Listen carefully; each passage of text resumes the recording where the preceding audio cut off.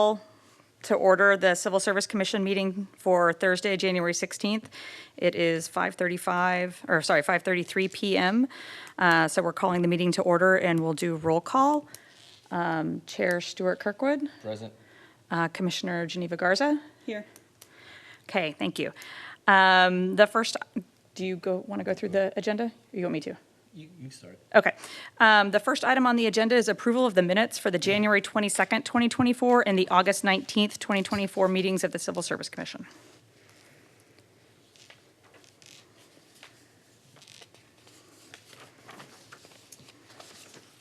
And these are older minutes, correct? But we're approving them. We're approving the January 2022 meeting minutes again because we don't have record of those from the April 23rd meeting. And this would be the appropriate time to approve the August 19th minutes. Okay, thank you. I'll make a motion that we approve the minutes from January 22nd as well as August 19th, 2024. I will second that motion. All right, motion's been made and seconded. All in favor? Aye. Aye. The motion passes. Going on to number 3.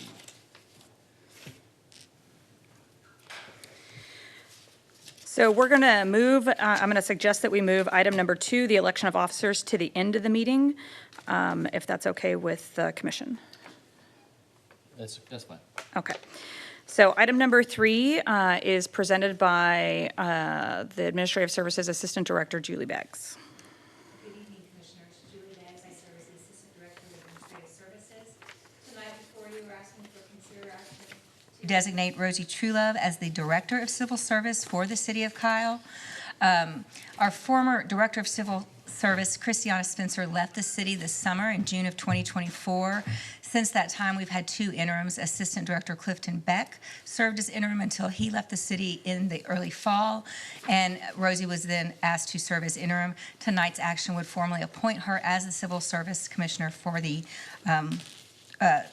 Director of Civil Service for the city. So staff would recommend you have 2 options. You can designate Rosie as the Director of Civil Service, or you could deny that designation. We would recommend that we do appoint and designate her as Director of Civil Service. I will motion to designate Miss Rosie Truelove as Director of Civil Service. I'll second. All those. Nope, I got it. I'm sorry. Motion's been made and seconded. All in favor? Aye. Aye. Motion passes. Thank you. Thank you. Great, thanks. So moving on to item number 4 and 5, I have one presentation that will cover both of those items. And I'm not sure if I need to grab the clicker or if I'll be able to advance through from up here.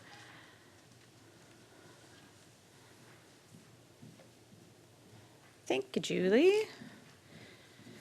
So this item before you will, item number 4 will authorize that notice be given for an entrance examination to be held in accordance with section 143.025 and determination of length of time not to exceed 12 months from the date it becomes valid to keep the eligibility list for beginning positions.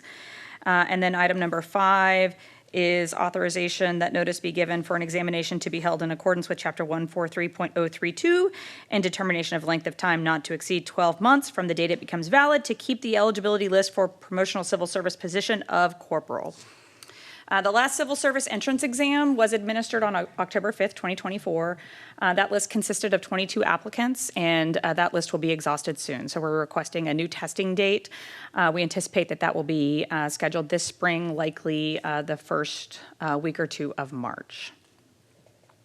For the rank of corporal, the promotional testing for the ranks of sergeant and corporal was conducted on December 19th of this past year, 2024, and assessment centers will be conducted in February. Based on current staffing levels, and while the results of the December testing are still pending, it is anticipated that the corporal list will be exhausted once it is put in place and the promotional ranks of sergeant are in place. So a new promotional list for corporal will be necessary to fill our existing vacancies. If approved, the test would be scheduled for spring of 2025. For the last examination date, December 19th, still pending, anticipated in 2025. And we're seeking authorization of both of these examinations.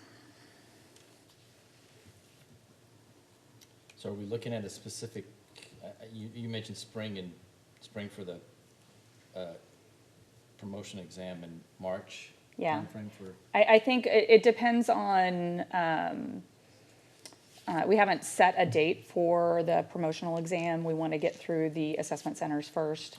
Okay. But I would anticipate it would be likely in probably later March after spring break, Okay. if we're doing the cadet testing in early March. okay. So in our motion, you want us to just, I think you can just approve them as they're written. okay, I don't think we need to be specific about the date. okay. All right, well, I make a motion that we authorize that notice be given for an entrance examination to be held in accordance with section 143.025 and determination of length of time not to exceed 12 months from that date becomes valid to keep the eligibility list for beginning positions. I will second that motion. We have a motion and a second. All in favor? Aye. Aye, motion passes. I will motion that authorize that notice be given for an examination to be held in accordance with chapter 143.032 and determination of length to not exceed 12 months from the date it becomes valid to keep the eligibility list for a promotional civil service position of corporal. I'll second it. It's been motioned and seconded. All in favor? Aye. Motion passes. Thank you for that. So for items 6, 7, and 8, we have an appeal to the December 19th promotional testing from Officer Kyle Crouch. I'm going to go through the process that we're going to use to hear the appeal from Officer Crouch. I'm going to go through kind of the background and the procedures that we're going to use during this meeting. And then we'll go through the questions sequentially, 66, 78, then 90. Okay. You'll have opportunity to ask questions of Officer Crouch. If there's any other test takers who are present, you'll have opportunities to ask questions of them. You'll have an opportunity to hear from our Police Chief, Jeff Barnett, if he chooses to address you, and then I'll relay information about the questions. And then after we've gone through all three, we'll be able to move back into executive session if you want to have further discussion with our city attorney. Okay. So promotional testing for the rank of corporal was conducted on December 19th, 2024. Officer Kyle Crouch received his score on December 19th, and that same day requested information on the process to review or appeal the test. Interim Civil Service Director Rosie Truelove responded with the procedure as outlined in the rules of the City of Kyle Police Officers Civil Service Commission adopted October 6, 2008, and amended on March 6, 2017, specifically section 143.034. Promotional candidates have 5 business days to review the materials and provide their written appeal to the Director of Civil Service, and Officer Crouch's appeal was received within that time frame. From your commission rules, these are the appeal rules. The appealed questions will be considered in numerical order. If there are multiple appellants on a question, the chair will call them forward for comments in alphabetical order. There are not.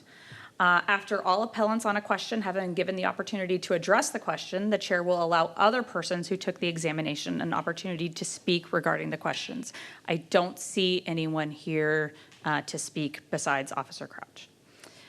The chair may set and enforce a time limit or a limit on the time for each person to speak on each question, and the commission may vote to alter the time limit set by the chair.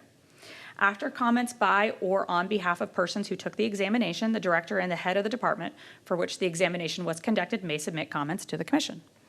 And then the commission may ask questions of an appellant or anyone else who addresses the commission. So your ruling options for each of the individual questions, again, this is verbatim from your commission rules, is to sustain the answer key or the test scores shall remain as reported. A ruling here which rejects the appeal presented to the commission shall require the director to accept the answer as given on the answer key while grading the promotional examinations of all eligible candidates. You can choose to overrule the answer key where the commission shall designate another answer or answers to be accepted. And this is a ruling which sustains the appeal of a promotional examination question and shall require the director to accept a different answer or accept 2 or more answers as directed in the ruling while grading the promotional examination of all eligible candidates. Or you can choose to direct that we eliminate the test question, meaning the test question shall not be included.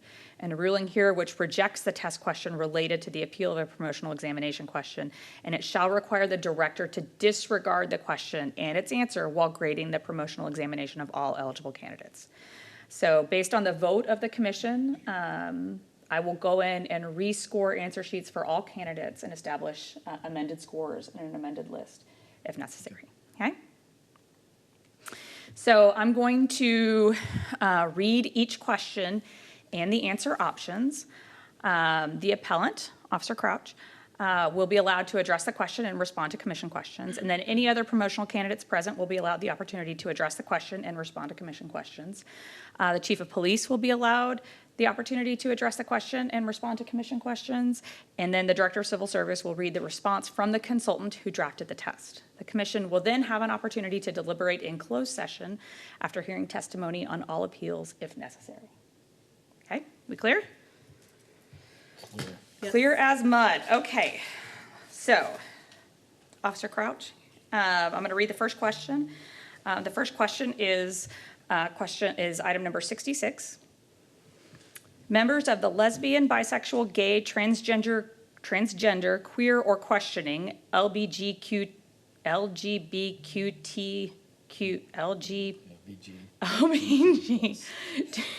I'm having trouble reading today, guys. I apologize. LGBTQ plus community may have an unofficial adopted name that is used for self-reference and may be known to others by that name. When dealing with these individuals, it is recommended that officers do which of the following? A, never include their unofficial names on any official departmental documentation such as citations or reports. B, regardless of their preference, always address the individuals by the name appearing on their government-issued identifications. C, if requested, address the individuals based on this adopted name, even if different from that on government-issued identifications. D, avoid calling them by any name, instead refer to them generally with terms such as tranny or she-male. The correct option is C, and the candidate is challenging option A. All right, good evening. So, do they have a copy of my challenge documents or no? They do not. All right, so my challenge was based on Chapter 37 of the Penal Code. I'm going to be referencing my notes here from my written appeal. Okay. That's what I had time to sit and prepare on that day. The question states, it is recommended that officers do one of the following, right? Answer A says to never include their unofficial name or the preferred name on any department documentation, such as citations specifically. Citations fall under Chapter 37 of the Penal Code, where government record means anything belonging to, received by, or kept by government for information including court record, which citations fall under, right? We keep those for court record. Citations fall under that, and Section 37.10 of the Penal Code, tampering with a government record, which states a person commits an offense if he knowingly makes false entry in a government record, and citations fall under that, as you would be knowingly entering their non-government name into that instead of their government name as it appears on their ID. Therefore, based on those two things, citations by falling under government record must be accurate, bearing the person's official name as documented with the government. By including a person's unofficial name, as I stated, an officer would be committing a Class A misdemeanor, as the unofficial name would be a false entry. It would be valid to place this name in a report, as there were two options there, right? You would refer to them by their preferred name in the report, usually in my experience, parentheses or in quotation marks, herein known as, and then you quote their preferred name and state that they prefer that name, and that's how they will be referred to in a report. But in the persons tab of a report, it would still bear their official government name, as that is what they are known by the government. Should any charges or government action need to be taken, whether it be charges, an EPO, or anything, they would be referred to as their official name. Do you have any questions for Officer Crouch? So my assumption is you answered A. Correct. I answered A. Okay. Yes, sir. I have a question. Yes, ma'am. Was this specific topic brought up in like a study guide, or did you have any direction before this test that kind of put you, that A was your answer?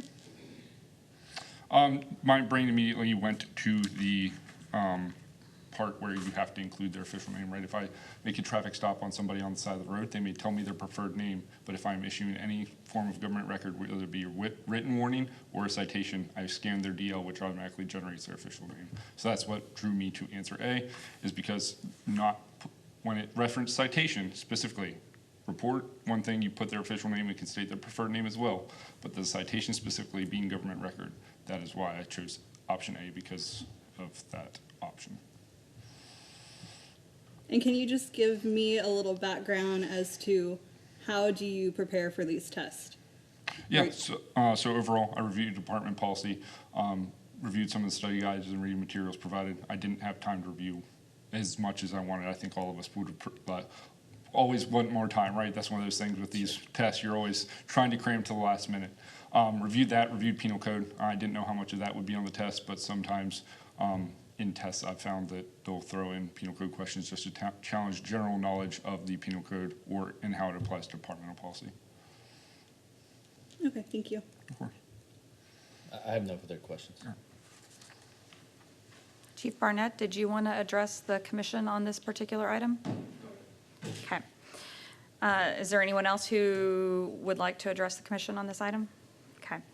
So in response, the city of Kyle worked with Standard and Associates to prepare the test. And so in response to the appeal, I asked for them to provide documentation or explanation in response to the appeal that was received from Officer Crouch.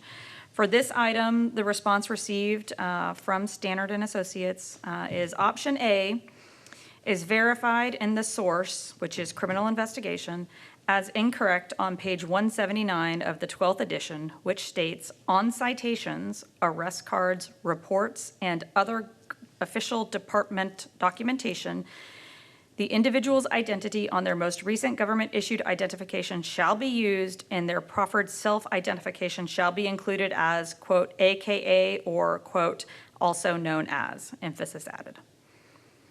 The recommendation from the consultant that prepared the response is to keep the answer as keyed. Moving on to question 78. Okay. Oops. Question 78. What was the conclusion made about the use of tasers in a police department? Option A. Extensive objective empirical data has shown that the taser causes little potential harm to subjects. Option B. Tasers are ideally suited for use as a compliance tool. Option C. Tasers have no place on the use of force continuum. Option D. The biggest selling point for using the taser is that it has the potential to reduce the number of police shootings. The candidate is arguing that both options B and D are correct, and the answer key shows option D as correct.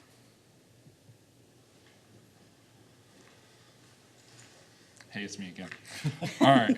So my argument for this really came down to when it cited empirical studies. I decided to go digging for some studies because it triggered my brain, and one of the things through this and through the BPOC, they cite multiple things. So I was there. For me, option answer B was supported by multiple studies. The one I cite here is examining the effectiveness of tasers at gaining citizen compliance, which was written by Logan J. Summers, William Terrell, Michael Rossler, and Jason Ingram. It was published in the Criminal Justice Policy Review, edition 122 in 2020. This study, through data gained from multiple studies combined, found that the taser is a great tool for gaining compliance, and break it down into the different types of deployment. It goes into great detail. I didn't want to write all of that out, but it talks about whether it's via just display, deployment of the probes, or the other features of the taser. And then with D, I argued that it was also valid as covered by the Taser Non-Lethal System by Defense Review, who covers how studies with multiple departments show it reduces police shootings, mainly with Phoenix PD was referenced in that study, which found a drop of 54% in lethal force incidents after the adoption of the Taser department-wide. Taser also states how, through use of their technology, based on a study by the Institute for Intergovernmental Research, that if tasers are used by officers, the shootings may not have occurred, right? They looked at data and said, hey, if taser had been used in this situation, a lethal use of force option may not have been considered or deployed. Based on the wording of that question, I wanted to confirm through other studies, and when doing research, those were the top reviewed studies and published studies that were available to me regarding that issue. Any questions for Officer Crouch? I don't have any questions on that one. Neither do I. Chief Burnett? Okay. I will read the response from the consultant. Option B is verified in the source material, which was Police Field Operations, Chapter 3, page 98, as incorrect, which states, quote, tasers should not be used as a compliance tool, such as using a taser on a suspect who is running away. And the recommendation from the consultant is to keep the test as keyed. Any further discussion on that one? Not from me, no, ma'am. Okay. No. And then the last one is question 90. With regard to diversity and community policing, which of the following statements about hate crime is accurate? A, the majority of hate crimes are motivated by ethnicity/national origin bias. B, hate crimes are motivated by an offender's bias against a person's race, religion, ethnic/national origin, gender, age, disability, or sexual orientation. C, hate crime laws apply to the use of bigoted and prejudiced language. D, hate crimes should be handled quietly by police so members of one group do not perceive that special treatment is being provided to the target group. And the answer key states that B is the correct answer. And the candidate is arguing that both options A and B are correct. All right, my argument is mainly centered around option A also being correct. Based on the Department of Justice report titled Violent Hate Crimes, it was titled Violent Hate Crimes were most commonly motivated by bias against race, ethnicity, or national origin. It stated that 59% of violent hate crimes were based off of race, ethnicity, or national origin. 59% I argued was the majority, which the question states the majority of hate crimes. That is what my answer was. I didn't contest B, as it literally is the definition. I just stated that it's also correct, so I felt that both answers on that question were correct. But based on the DOJ's study, 59% are literally motivated by those things that are listed in the answer. But on the test, you answered A? Yes, Okay. answered A. And that study you pulled from, what year was it? Give me 1 second, I'll pull it up.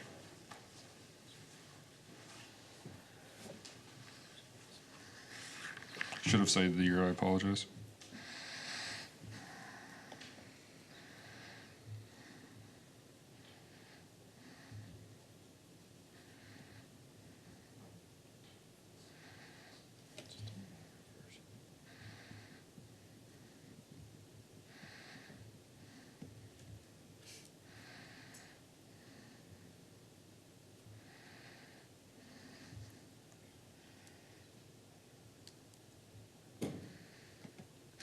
That was published, what's at the top of the page is September 13th, 2021.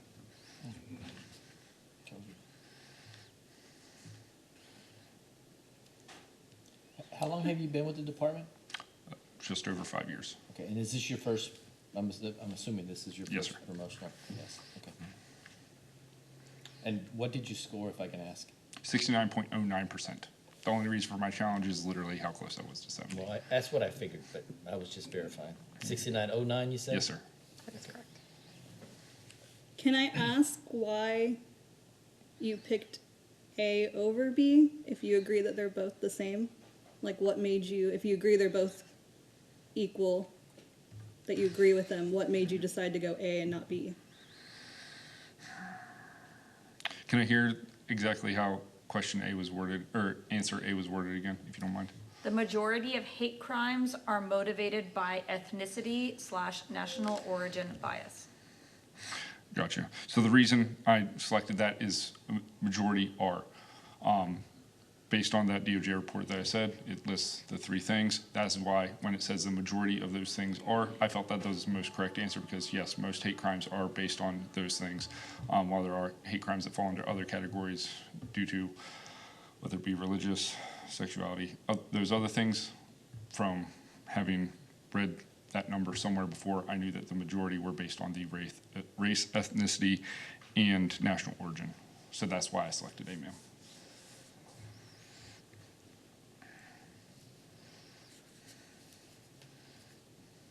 Okay, I don't have any other questions.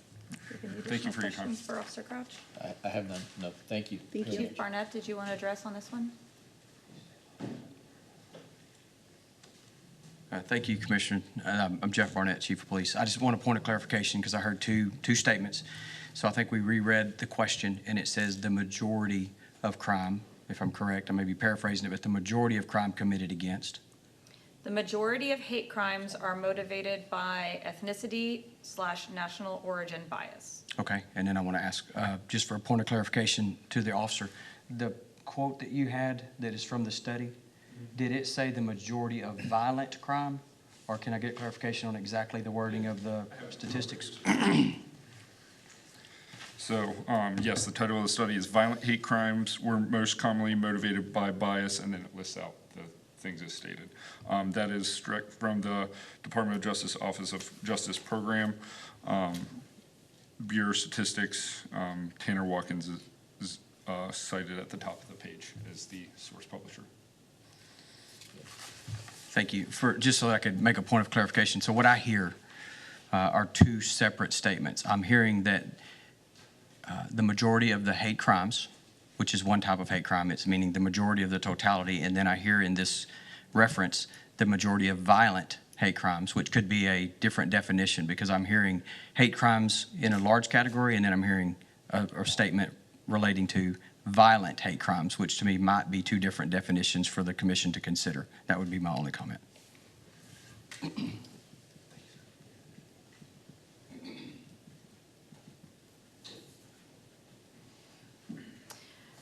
Oh, it's back to me to read the response from our consultant. Option A is verified in the source, which is Community Policing, Chapter 14, page 402 and 403. Option A is verified in the source as incorrect on page 403, which states in part, of the single bias incidents, 47.0% were racially motivated. 11.9% stem from ethnicity bias. National origin is not mentioned. Race, ethnicity, and national origin reflect three separate constructs and are not equivalent. Therefore, as more hate crimes are based on race, not ethnicity or national origin, option A is verified as incorrect. The recommendation is to keep as keyed. These sources that you keep mentioning from the standard. Yes. Is that something that Yes. the officers have access? They are, as we put out the notice for promotional testing, the source material is put in the testing notice, which was released to the officers well in advance of the 90-day deadline that is required for civil service testing, promotional testing. And so that's basically their study. That's their study guide. For lack of a better Yes. term. Okay. Yeah. We identify the source materials that the test will be pulled from. And in some cases, there are multiple editions of the test or of the source books that are acceptable, and so we reference that even to that level of detail. Can I ask a question of Officer Crouch again? Absolutely. Did you use this study guide that were referenced in here? Yeah, I referenced Okay, it. okay. During this, I referenced that along with, like I said, I reviewed a lot of things just to try to prepare myself the best Sure. I could. But yeah, I did reference that study guide and multiple study guides for those books and things like that as well. Okay. All right, thank you. Yes, of course. Can I ask a question about the test? Of course. How often are they updated? Or I might need to fall back on chief or assistants on this, on how often the materials are updated. I know do you recall how frequently we get new editions of those, reference materials? I don't. I know that it happens, but I don't have a specific timeline for the commission to tell you that it happens. When new editions of the books come out.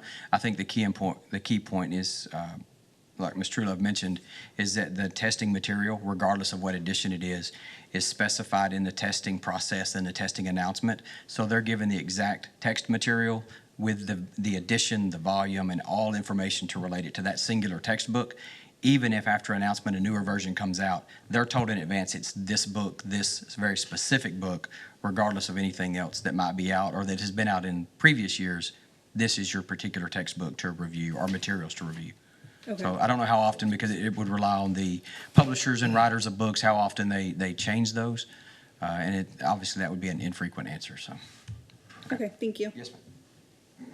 I have the study guide pulled up, and I can provide the published dates for all of those books if you would like. If that would help with your question. No, I just wanted to make sure that they were being updated. Yeah. That we're not going on something from like the 70s. Yeah. Definitely not. And it sounds like it's the study guide for the test. that Yeah. they're taking It out, is, so and it's- we then, in fact, after we produce the notification or the notice for testing, we make available to all of any potential candidate an actual study guide that gives them example questions and more information on that. So, and Officer Crouch had that available to him as well. Okay. Any other questions for folks here? I have none. If the commission would like to deliberate or have conversation with our city attorney, then I would suggest we move into executive session. Yeah, I think that would be a good idea. The Civil Service Commission will now go in executive session to discuss the item 9 pursuant to Texas Government Code Section 551.071. Coming back into open session, there was no action taken in executive session. There will be no action taken now. All right, back to you. Okay, so we're going to call up the initial items as they were presented for action from the commission. And recalling that you have three options for each of the individual questions. You can choose to sustain the appeal to each question where the test score shall remain as reported initially. You could choose to overrule the answer key for each question. The commission shall designate another answer to be accepted, or you can opt to eliminate the test question, meaning that the test question shall not be included. So I would first present item 66. I'll make a motion that we sustain question number 66 on the promotional written examination, the corporal and sergeant test administered on December 19th, 2024. I will second that. We have a motion and a second. All in favor? Aye. Aye. Moving on to number 7. Yep, 78. I'll make a motion that we sustain question number 78 on the promotional written examination, the corporal and sergeant test administered on December 19th, 2024. I will second. Motion's been made and seconded. All in favor? Aye. Aye. Motion passes. And then item number 90. I make a motion that we sustain question number 90 on the promotional written examination, the corporal and sergeant test administered on December 19th, 2024. I will second. We have a motion and a second. All in favor? Aye. Aye. Motion passes. Okay, so then we go back to Item item number 2. 2 on the agenda, which is the election of officers. If I could find my agenda. It's pretty easy, there's 2 of you. I know, but I like to read. Okay.